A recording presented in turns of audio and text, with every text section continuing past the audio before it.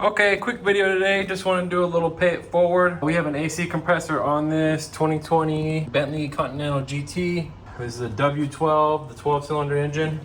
I think this is a rare one of the first editions. Pretty nice car. Being a 12-cylinder, usually you have to take the engine out to remove the AC compressor on most of these European cars with the 12-cylinder engines. However, just wanted to make this video today to kind of show you it is possible to do it with the car in service position. With the front bumper removed, you're able to get this whole front end into service position. I have it kind of wedged with that pry tool there. There's 4 bolts in here. Undo those bolts, and once you have the front bumper removed, you're able to slide this whole front carrier forward a little bit. Just this 1.5 inches right here was enough for me to get the AC compressor in and out right here. So I pulled it up out of here. The hardest part is probably dealing with all the AC lines. And as you can tell, there's 12 other things around here that you're gonna have to fight with in the process. So, the reason I wanted to make this video is to show it is possible to replace the AC compressor on these Bentley W12s. There's no videos online about it. The reason I wanted to make this video is because I was able to find a video of removing the front bumper on these new Continental GTs. That helped a lot, and that was all I needed to figure out the rest, because there's a couple hidden bolts on these front bumpers that you need to know about when you pull them off. Other than that, yeah, pretty straightforward. It's just nuts and bolts. The big thing after that is you gotta have the right equipment to evacuate the AC system, vacuum it, and recharge it when you're all done. Not everybody's gonna have that stuff. So down there you can kind of see our shiny new AC compressor. It is the only shiny thing in there.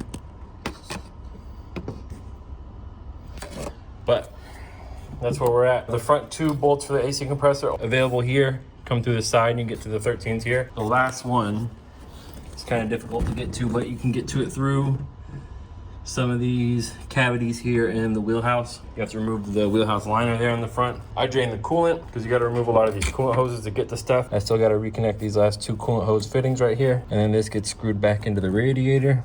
Don't forget to replace your seals. And I also drain the oil as well. This line right here, it's kind of hard to see. This line right here will prevent you from being able to pull out the AC compressor. That is an oil line that goes down to the oil filter housing down at the bottom. This compressor would be able to be pulled out of the bottom if it wasn't for the oil filter housing location on these engines. I gotta remember that this is here before I lose it. You gotta figure out where that goes before we get too much further. But that's the gist of it. We're gonna finish installing this. The way I was able to confirm that the last compressor was dead on this car is I had a fault code for the AC compressor clutch not working right. I used a multimeter to test the compressor clutch on here, and it had 0 resistance. Our new compressor has, I think, 5.5 ohms of resistance, which is a lot more in line with what you're gonna want to see. But this is it. Bentley W12 AC compressor replacement. It is possible without removing the engine. It is possible without removing the bottom subframe. And I did not even remove the radiators. Maybe I should have to make it easier, but it is possible to do without removing all that stuff. And this also takes that annoying 1234 flammable refrigerant. See the little fire symbol? Love it. Doesn't even work as good as the old 134 stuff in hot climates like where we live here in Florida. But you know, there's always some environmental protection crap going on as to why we need to start using flammable refrigerants in the cars. If it was up to me, we wouldn't. But I need to figure out where this goes before I lose track of it, and it is hard to get to forever. Okay, good thing we got under here and figured out where that plug goes before it gets too late and everything is lost in the V12 abyss. This will plug in here. Double check.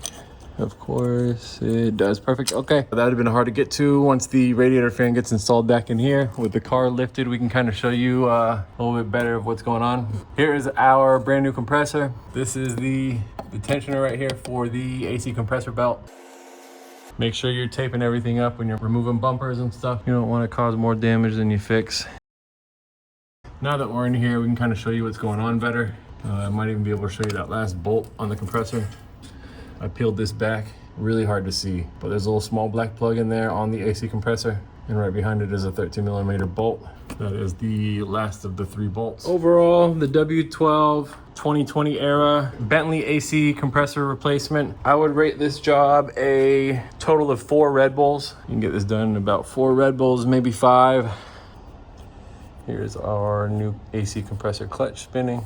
Because it was a failure of the AC compressor clutch and the AC compressor itself didn't explode, it didn't send any shrapnel through the rest of the AC system. This is gonna be a really straightforward repair. You need to measure the oil that came out of the old compressor and add that same amount of compressor oil back into the system when you're done. Recharge it with the proper weight of refrigerant as recommended by the manufacturer.